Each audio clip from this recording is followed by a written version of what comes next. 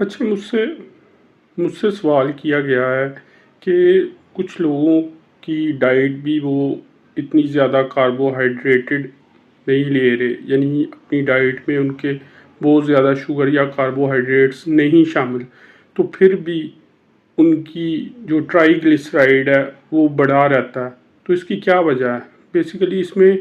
ایک major reason یہ ہو سکتی ہے کہ آپ کا جینیٹیکلی جو ٹرائی گلیسرائڈز ہیں ان کی کوانٹٹی زیادہ ہوتی ہے، تو یہ جینیٹکس کا فیکٹر ہو سکتا ہے اس میں.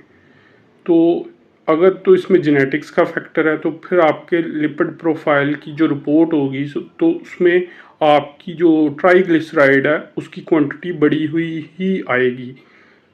حالانکہ آپ نے شوگر کو، کاربوہائیڈریٹس کو، ریفائنڈ شوگرز کو، سمپل کاربوہائیڈریٹس کو یعنی روٹی چاول وغیرہ کو بھی بہت زیادہ کنٹرول کیا ہوگا، لیکن پھر بھی لپڈ پروفائل آپ کا زیادہ آ رہا ہوگا ٹرائی گلیسرائڈز کے لحاظ سے.